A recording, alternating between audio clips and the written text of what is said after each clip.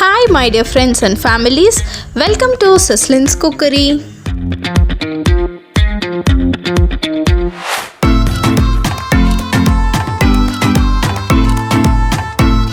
இன்னைக்கு நம்ம பார்க்க போற ரெசிபி பாவ் பாஜி. இந்த பாவ் பாஜி வந்து நம்ம ரெஸ்டாரண்ட் ஸ்டைலில் ரொம்ப சிம்பிளாக அதே சமயம் ரொம்ப டேஸ்ட்டாக எப்படி பண்ணுறது தான் இந்த வீடியோவில் நம்ம பார்க்க போகிறோம். வாங்க வீடியோக்குள்ளே போகலாம்.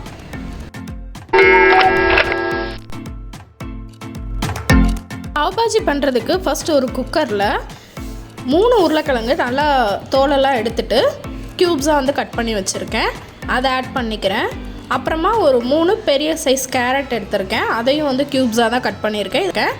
அப்புறமா ஒரு காலிஃப்ளவரில் ஹாஃப் காலிஃப்ளவர் சின்ன பூவில் வந்து ஹாஃப் இது போட்டிருக்கேன். அப்புறம் ஹாஃப் கப் வந்து பச்சை பட்டாணி ஆட் பண்ணியிருக்கேன். அப்புறமா ஒரு 3 பீன்ஸ் ஆட் பண்ணியிருக்கேன்.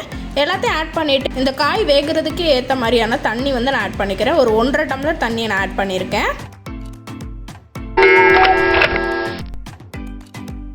இப்போ இந்த காய்க்கு தேவையான அளவு உப்பு ஆட் பண்ணிக்கலாம். உப்பு ஆட் பண்ணிவிட்டு ஒரு 1/4 டீஸ்பூன் வந்து மஞ்சள் ஆட் பண்ணிக்கிறேன். அப்புறமா 1 டேபிள் ஸ்பூன் வந்து காஷ்மீரி சில்லி ஆட் பண்ணிவிட்டு நல்லா வந்து மிக்ஸ் பண்ணி விட்டுக்கலாம். இப்போ இதுக்கு எக்ஸ்ட்ரா இன்னும் கொஞ்சம் தண்ணி தேவைப்பட்டுச்சு அப்படின்னா தண்ணி கூட ஆட் பண்ணிக்கோங்க. ஒரு 1/2 டம்ளர் மட்டும் ஆட் பண்ணிக்கோங்க. கம்மியாக வந்து தண்ணி இருந்தால் போதும். ஏன்னா நம்ம தண்ணியோடையே ஸ்மாஷ் பண்ண போகிறோம். ஸோ அதனால் தண்ணி வந்து கம்மியாகவே இருக்கட்டும்.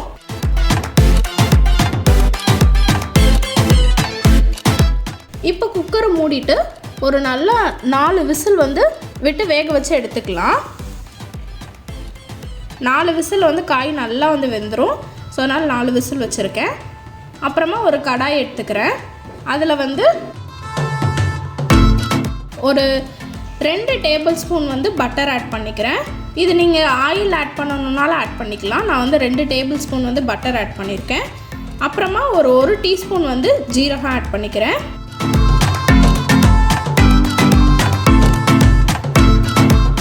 ஜீரகம் நல்லா வந்து இந்த பட்டரில் பொரியட்டும்.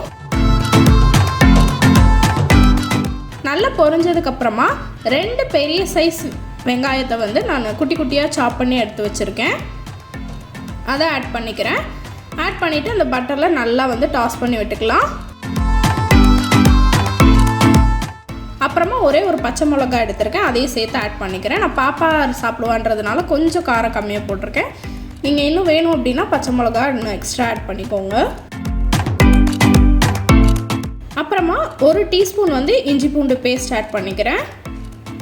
அதையும் சேர்த்து நல்லா வதக்கி விட்டுக்கலாம். இப்போ வெங்காயம் ஓரளவுக்கு வதங்கினதுக்கப்புறமா 2 பெரிய சைஸ் தக்காளி ஆட் பண்ணிக்கிறேன். அதையும் குட்டி குட்டியாக கட் பண்ணியிருக்கேன்.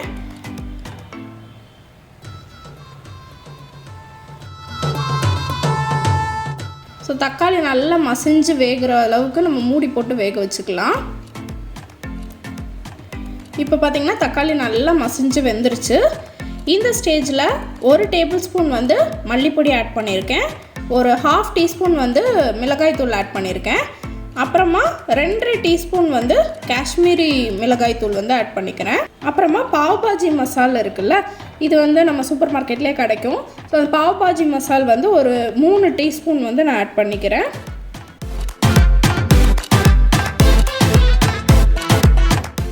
அப்புறமா ஒரு 1/4 டீஸ்பூன் வந்து மஞ்சத்தூள் ஆட் பண்ணிக்கிறேன். அப்புறம் இந்த மசாலுக்கு தேவையான அளவு உப்பு ஆட் பண்ணிக்கிறேன். நம்ம ஏற்கனவே காய் வேக வைக்கும்போது உப்பு ஆட் பண்ணியிருக்கோம். ஸோ அதனால் கொஞ்சமாக ஆட் பண்ணிக்கிறேன். ஆட் பண்ணிவிட்டு நல்லா எண்ணெய் அந்த பட்டரில் வந்து இந்த மசாலா எல்லாத்தையும் நல்லா வந்து மிக்ஸ் பண்ணி விட்டுக்கலாம். இப்போ வந்து இந்த மசால் வந்து பச்சை வாசனை போகிற அளவுக்கு ஒரு 1/2 டம்ளர் மட்டும் நான் தண்ணி ஆட் பண்ணிவிட்டு லைட்டாக மிக்ஸ் பண்ணி விட்டுட்டு சிம்மில் வச்சு நல்லா மூடி வச்சுட்டு அந்த பச்சை வாசனை போகிற அளவுக்கு நம்ம வேக வச்சு எடுத்துக்கலாம். இதை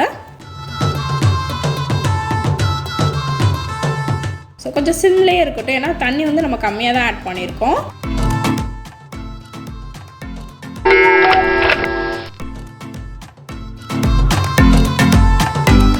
இது கொஞ்சம் சிம்மில் இருக்கிற ஸ்டேஜில் நம்ம குக்கர் ஓப்பன் பண்ணிக்கலாம். இப்போ பார்த்தீங்கன்னா காய் எல்லாமே நல்லா வந்து ஸ்மாஷ் ஆகிற அளவுக்கு நல்லா வெந்திருக்கு. இப்போ ஒரு ஸ்மாஷர் இல்லைன்னா மத்து வச்சு நல்லா வந்து ஸ்மாஷ் பண்ணி எடுத்துக்கலாம்.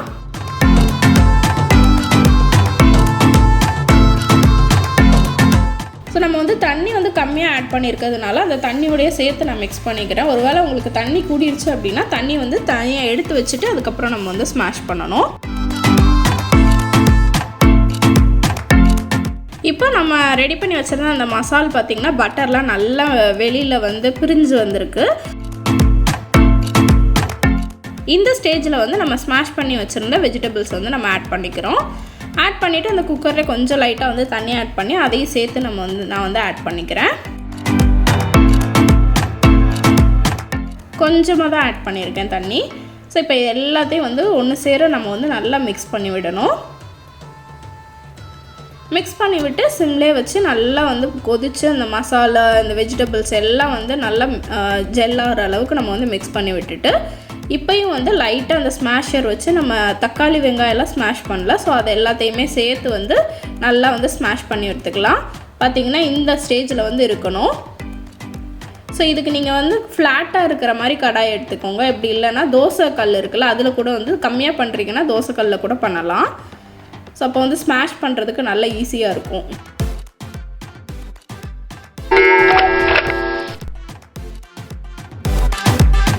இப்போ பார்த்திங்கன்னா பாவ் பாஜிக்குரிய மசால் வந்து ரெடி ஆயிடுச்சு.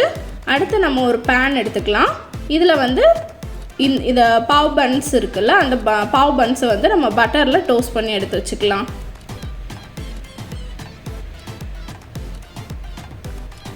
அதுக்கு ஒரு 1/2 டீஸ்பூன் வந்து நான் பட்டர் ஆட் பண்ணிக்கிறேன். பட்டர் ஆட் பண்ணிவிட்டு பட்டர் நல்லா மெல்ட் ஆனதுக்கப்புறமா இந்த பாவ் பன்ஸை வந்து ஒரு ஹாஃபாக வந்து கட் பண்ணிவிட்டு இந்த மாதிரி நம்ம ப்ளேஸ் பண்ணி ஃபுல்லாக வந்து 2 பக்கமும் நல்லா டோஸ்ட் பண்ணி எடுத்துக்கலாம், கொஞ்சம் கோல்டன் ப்ரௌனாக.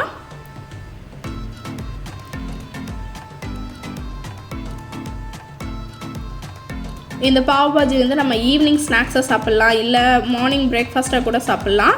ரொம்ப டேஸ்ட்டாக இருக்கும். ஸோ வெஜிடபிள்ஸ்லாம் நம்ம நிறைய ஆட் பண்ணுறதுனால கொஞ்சம் ஹெல்த்தியும் கூட, குழந்தைங்க நல்லா விரும்பி சாப்பிடுவாங்க.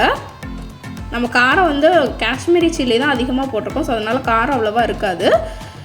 ஸோ குழந்தைங்களும் நல்லா விரும்பி சாப்பிடுவாங்க.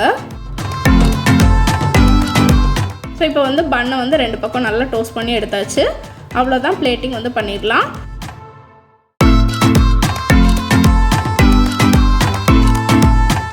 இப்போ வந்து அந்த மசாலா வந்து லைட்டாக லெமன் ஜூஸ் வேணும்னா நீங்கள் ஆட் பண்ணிக்கலாம்.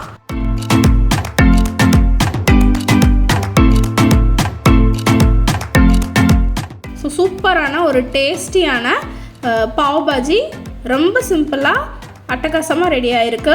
கண்டிப்பாக இது நீங்களும் ட்ரை பண்ணி பாருங்கள். ட்ரை பண்ணி பார்த்துட்டு எப்படி இருந்துச்சுன்னு உங்கள் கமெண்ட் எனக்கு ஃபீட்பேக்காக சொல்லுங்கள். Let have an enjoy. இந்த வீடியோ உங்களுக்கு பிடிச்சிருந்துச்சு அப்படின்னா லைக் பண்ணுங்கள், ஷேர் பண்ணுங்கள். மறக்காமல் செஸ்லின்ஸ் குக்கரி பேஜுக்கு சப்ஸ்கிரைப் பண்ணுங்கள். இன்னொரு நல்ல வீடியோவில் உங்களை நான் சந்திக்கிறேன். until then bye.